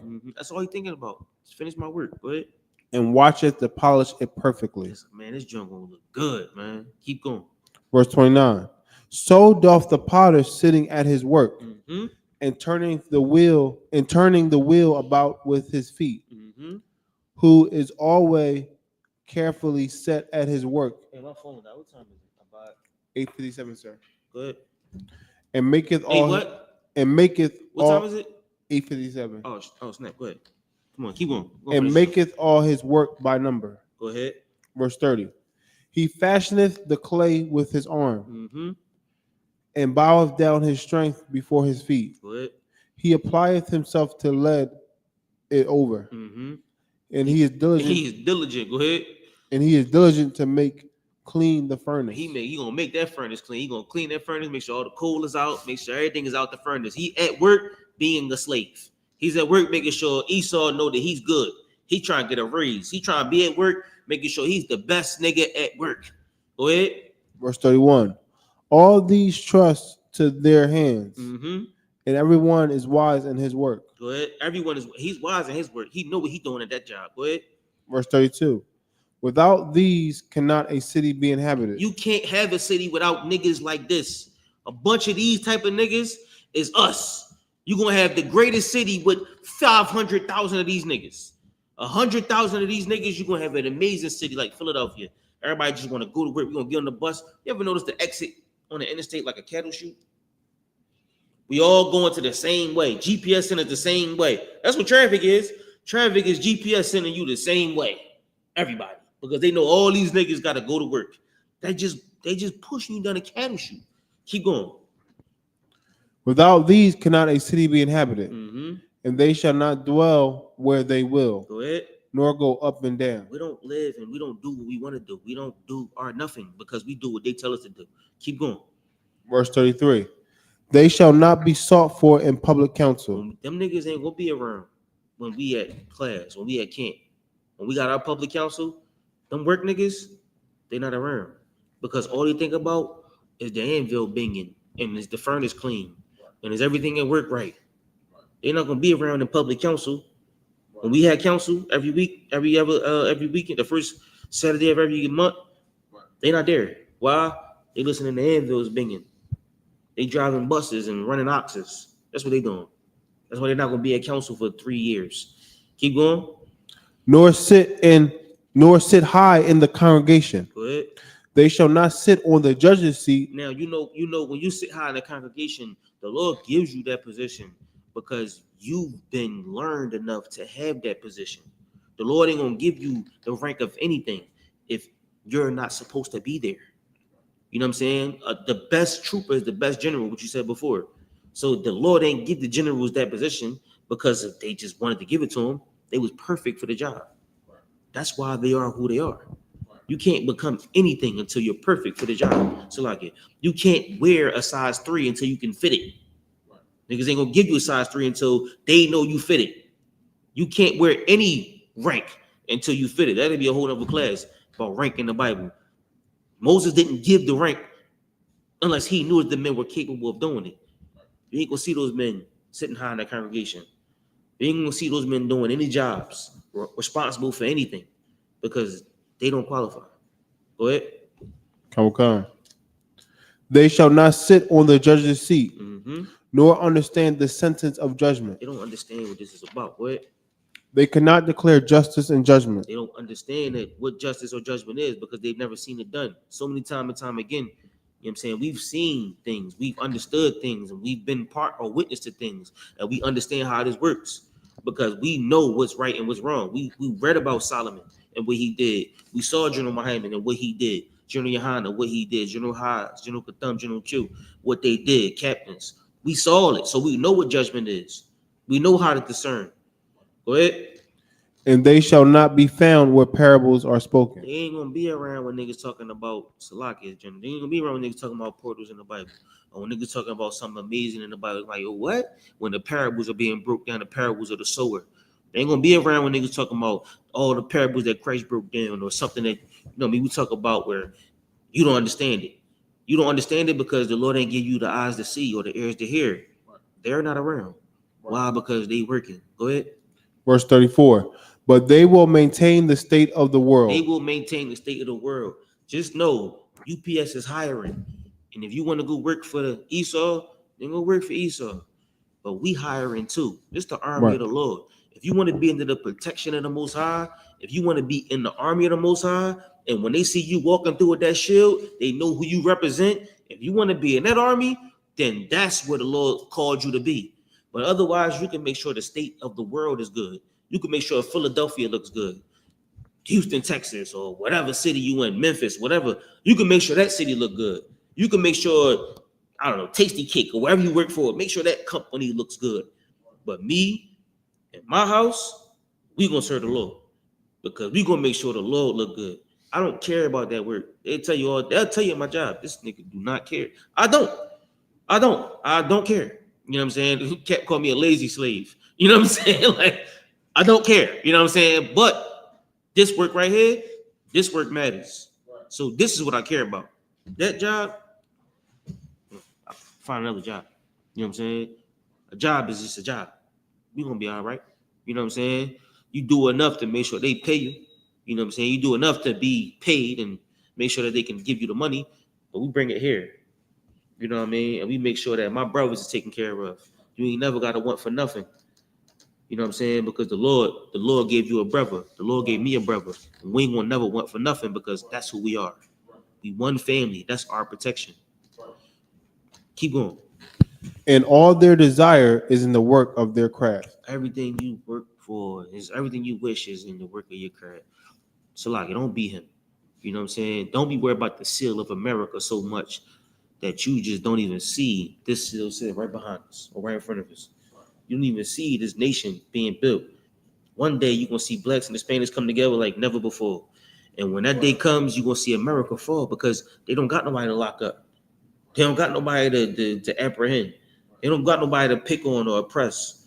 When we out the way, what they gonna do? They can't thrive unless they got niggas like this, workers and criminals. That's how they thrive. That's America. But one day, this band are gonna rise. Right. This star gonna be a morning star. Right. It's gonna be way brighter than they stars. And happy shall I be when I see Donald Trump digging out the trash can while we at camp. Right. You know what I'm saying? That day right there, that's gonna be one of the days the Lord set for only a few people. And I just pray I'm one of them. You know what I mean? Any questions in the classroom about? Any questions on the internet? Y'all good? That's okay. With that being said, we're gonna pass off to Christian officer. Bye. Precinct officer, not 5,000 operations.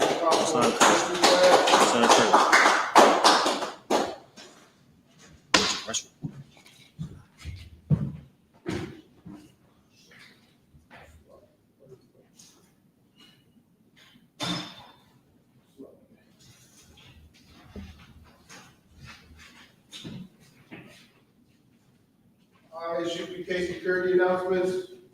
We're on the Israelite School of Universal Practical Knowledge, started at 1 West Central History, Harlem, New York, under Commander YAHANNA, rule for new brother and sister.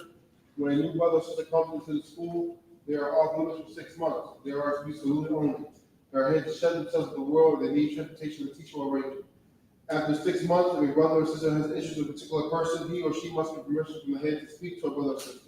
There's another 6 months in which the brother and sister will court each other. After this month period, the brother and sister will get permission from the head to marry. Tithe, which is a commandment, by the book of Numbers, 18 verse 21. Book of Malachi, Hebrews 8-10. I.S.U.P.K means 10th in Hebrew. 10% of every penny of any increase the Lord gives you, give to the treasury department. Priest fund. Free will offering for priests, not mandatory. Whatsoever amount of life. Upcoming holy convocations is the memorial blowing of the trumpets. This Sunday, the first day of the 7th month, Sunday, September 21st, 2025. The feast, it will start around like 7 p.m. Remind Akim and Akwafians, check the bulletin board in the hallway. If anybody wants to be a trooper in school, start wearing all black, boots, shirt, headband, and a scarf. With that, and Israel Majim was to stand. Who is one place to salute? Israel, and Majim Shabbat, and Majim Barak, Yahweh Shem Yahweh.